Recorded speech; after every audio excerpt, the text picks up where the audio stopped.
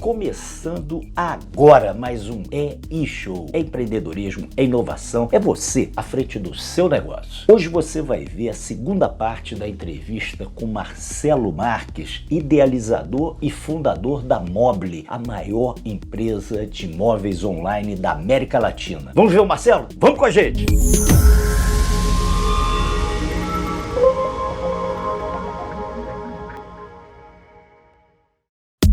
O mundo todo estava de olho no Brasil naquele momento. E o Brasil não estava preparado, né? O Brasil não tinha essa qualidade de pessoas, assim, se dá pra dizer. Não tinha gente com essa experiência. Então foi quando a gente falou assim, beleza, então é pro Brasil, mas agora é pra fazer um negócio da nossa vida. E a gente começou a olhar coisas, principalmente com viés digital, já que a gente tinha tido essa experiência, a gente viu como cresce rápido. Foi quando uma coisa chamou a nossa atenção. A Amazon, ela estava engolindo, destruindo todo o ecossistema de e-commerce. Só dava a Amazon nos Estados Unidos. Até o próprio Walmart estava, mesmo brick and mortar, loja física, estava sendo destruído. Só que a gente achou uma empresa de Boston que estava crescendo absurdamente, tinha levantado dinheiro e a Amazon nem sequer mexia nela, que era a Wayfair. E a gente começou a falar, cara, que estranho, né? Aqui tem alguma coisa. E a gente começou a olhar e entender que a Wayfair, para quem não conhece, hoje é a maior empresa de móveis e artigos para casa do mundo, né? Dos Estados Unidos, empresa de capital aberto, deve faturar aí seus 10, 15 bi de dólares. E a gente entendeu o que aconteceu. Vender móveis pela internet, apesar de um mercado gigantesco, é um nicho por si só. Móvel não tem marca, móvel tem uma logística extremamente difícil. A venda de móvel não é uma venda fácil, que nem você vende um tênis ou uma camiseta. A experiência de compra, a experiência digital que você tem que dar para vender móveis de maneira remota é completamente diferente dos outros. Deliberadamente a Amazon falou, olha só, eu tenho aqui umas 50 categorias que compõem 80% do PIB americano. Tô fora dessa. Só que o mercado de móveis nos Estados Unidos é um mercado de 800 bi de dólar. E nessa toada a Wayfair começou a crescer.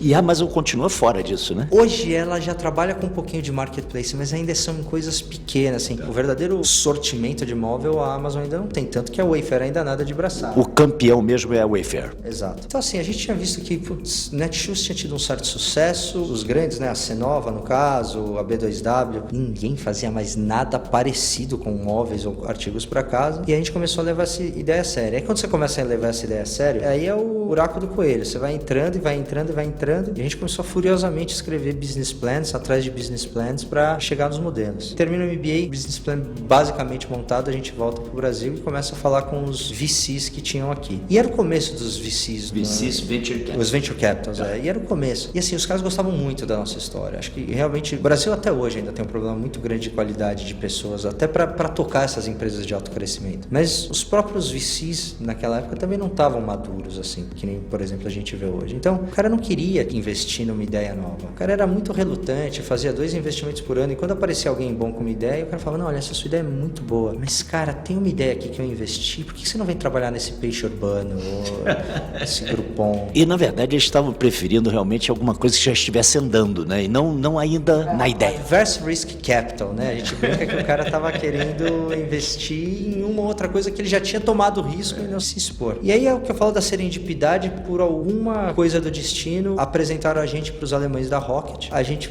voou para Berlim, os caras tinham investido nesse modelo de negócio em 2 lugares e falaram, cara, a gente adorou vocês, a gente acredita no modelo de negócios, a gente quer investir em vocês. E numa questão de 1 a 2 semanas, aquela negociação da gente aumentar o valuation, diminuir o valuation, condições aqui, a gente pegou o dinheiro e começou a Mobly. Isso é junho de 2011. E aí, aquela loucura. O momento que você já captou o dinheiro, mas você ainda não está em mercado, é um momento desesperador, porque você está queimando dinheiro sem provar sua tese, sem aprender nada. 3, 4 meses ali de trabalho, a gente se dividiu, um na tecnologia, um vai falar com os fornecedores, outro vai alugar centro de distribuição, mas em novembro de 2011 a gente lançou o site. Quanto tempo, desculpa eu te interromper, entre pegou o dinheiro, ou seja, fechou com um sócio alemão, quanto tempo vocês... 4 meses. Porque a gente desenvolveu o sistema, a gente foi atrás da parte comercial de pegar os fabricantes para voltar e também foi atrás de construir as parcerias logísticas. 4 meses vocês já estavam vendendo? Estava vendendo. Business plan, ou primeira venda. Nós devemos ter sido as primeiras pessoas a fazer um bid da palavra móveis no Google, porque não existia, ninguém fazia isso. Então a gente nadou muito de braçada nesse começo. Tanto que o começo foi, a gente vendeu 100 mil reais no primeiro mês, 500 mil no segundo, 1 milhão no terceiro, 3 milhões no quarto, 5 milhões no quinto. E aí o centro... Estamos falando de mês.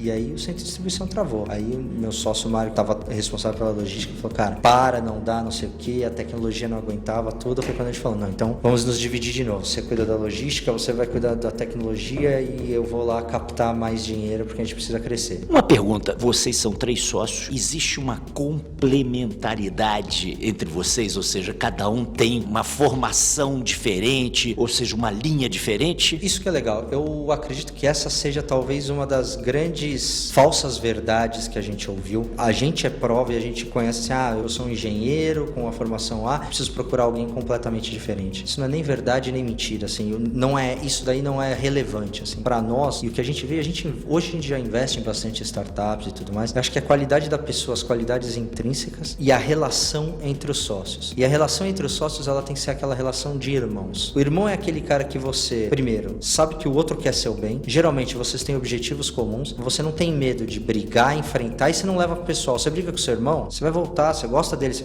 beleza, passou. Mas você não tem medo de virar e falar, você tá falando besteira. E ao mesmo tempo você sabe que ele tá falando aquilo não para te sacanear ou para sacanear a empresa. Então, acho que a coisa deu muito certo na gente porque já éramos amigos. Mas mais do que isso, a gente aprendeu a brigar, discutir e discordar. Esse é o segredo. E ter o mesmo propósito, né? Sim, acho que é o mesmo objetivo. O mesmo objetivo. E não isso sempre. Mas aí acho que nem começa a sociedade. Mas o perfil dos três é muito parecido. O Mário, ele se formou na Poli, foi trainee na Ambev, foi fazer MBA em Harvard. O Vitor, ele se formou na Poli, trabalhou na Bus e foi fazer MBA em Kellogg. Eu me formei no ITA, trabalhei na IT Kearney e fiz... Ou seja, vocês estão desmistificando essa coisa para ser sócio tem que ser complementar, não precisa, né? E não é nem assim, então eu vou procurar alguém igual a mim, não, é assim, existem, claro, casos específicos, você quer empreender numa área muito técnica, você quer investir, sei lá, em genética, o seu sócio, se é alguém que tá nesse mundo, vai te facilitar. Agora, aquela coisa, eu preciso procurar alguém igual, puta, eu me dou muito bem com esse cara, mas a gente se formou na mesma faculdade, trabalhou na mesma empresa, não dá pra ser, isso é, de verdade, não é estatisticamente significativo. Perfeito, vamos continuar então o que você estava falando. Chegou o momento, novamente, vamos dividir, cada um foi para uma área. Exato, aí ela é a história da Mobile, é a linha do tempo, a gente tem a linha do empreendedorismo, você tem altos e baixas, então a gente captou dinheiro, o ano de 2012 foi espetacular, a gente cresceu assim, absurdamente, era coisa de dígitos duplos mês após mês, fomos para uma outra série de captação em março de 2013, captamos. Mas não abriram capital não, né? Ainda não, captamos sempre com fundos de investimento. E aí foi quando a gente começou a ter os nossos primeiros problemas, porque você começa a ficar muito grande, e esse é um problema intrínseco de uma startup que acaba tendo sucesso. A gente começou a ficar muito grande para os alicerces que a gente tinha construído. Os nossos sistemas não eram tão fortes, os nossos controles não eram tão fortes, até a nossa logística não era tão forte. Primeiro grande aprendizado, precisa ter alguém ali nesse primeiro começo e depois, mas olhando o financeiro de maneira agressiva, assim. Caixa é fundamental para uma empresa. A empresa acaba por duas coisas, basicamente. Acaba o caixa ou os sócios brigam. Primeiro você resolve, acho que com um pouco que a gente falou antes. A outra é, você precisa monitorar. E por default, uma empresa, uma startup que quer ir de 0 a 1 bilhão rápido, você tem que entender o jogo que você vai jogar. Entender que eu estou trocando geração de caixa por crescimento. Por diversos motivos. E não existe modelo certo e errado, mas o modelo de startup, o modelo que eles chamam de Blitzkrieg Scaling, é esse. Eu preciso gerar 100 mil, 1 milhão, 10 milhões de venda. E para fazer isso rápido, para não abrir espaço para concorrência, para eu conseguir crescer, para eu conseguir fazer com que as pessoas boas que estão comigo consigam crescer e continuem na empresa, você tem esse modelo de velocidade. E aí em 2013, no meio do ano, a gente teve um susto que, putz, o dinheiro que a gente tinha pego estava quase acabando, porque o capital de giro, de tudo que a gente tinha comprado e feito, foi embora. Então, eu lembro que foi um momento de, putz, pela primeira vez a gente ter que demitir, pela primeira vez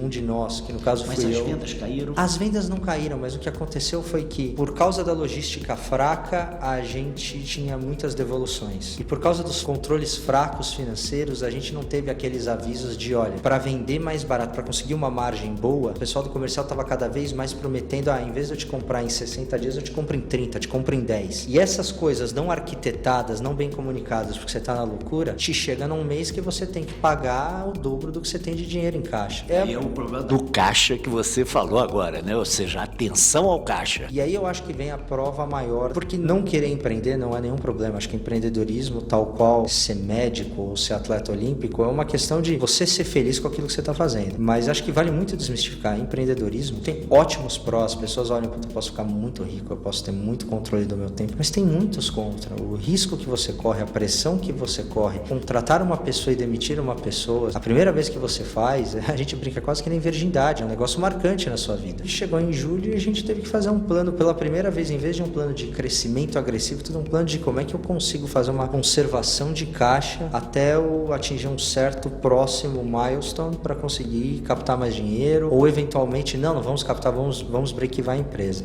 O caso acabou sendo eu, caí para dentro, a gente criou, entendeu, criou controles financeiros, teve que fazer um plano de demissão, teve que arrumar a logística, aí foi bastante meu sócio para olhar e falar, putz, a gente estava olhando só as vendas e não estava vendo as devoluções, não estava vendo os problemas de entrega. Até aí vocês não tinham logística própria? A logística sempre foi própria, a gente sempre teve as pessoas e os sistemas, a gente alugava os galpões, as máquinas e outras coisas. Mas a gente sempre quis fazer a logística própria, até porque, de novo, tal qual a Wayfair nos Estados Unidos dizia aqui, você não tem uma estrutura dessa própria para fazer móveis, produtos de grande... Para você terceirizar, né? Então você tinha que fazer realmente. Exato, a gente tem que fazer muita coisa por causa disso, muita coisa a gente teve que construir. E ele é um problema no começo, mas ele vira uma vantagem, uma barreira competitiva depois. A gente conseguiu entregar o plano, cresceu em 2013, em 2014 a gente conseguiu captar mais um round, porque a gente conseguiu bater os números, conseguiu provar uma coisa que é difícil, que é você consegue crescer, mas você consegue rentabilizar, você consegue arrumar problema. Acho que resiliência nesse momento é muito importante. Foi quando o nosso maior investidor ele virou e falou, olha, tô com uma ideia aqui, eu tenho diversos investimentos em empresas parecidas com vocês ao redor do mundo. Por que a gente não faz um modelo de juntar todas essas debaixo de uma holding para que a gente consiga fazer uma captação muito mais forte e eventualmente ter uma estratégia de saída muito mais fácil? Porque, você sair na bolsa brasileira é muito difícil. Eles tinham investimento na bolsa na Índia, mesma coisa na bolsa indiana. Era gente aqui na América Latina, Europa, Índia, Oceania ali na Austrália, Sudeste Asiático, Rússia e Oriente Médio. E aí foi um período aí de 2, 3 meses de negociação, a gente viu quais eram as sinergias de se juntar, de fazer um grupo grande e falou, negociações de contrato pra lá, pra cá. A gente aceitou e a gente criou o grupo chama Home 24. Foi uma mudança na nossa vida ali, né?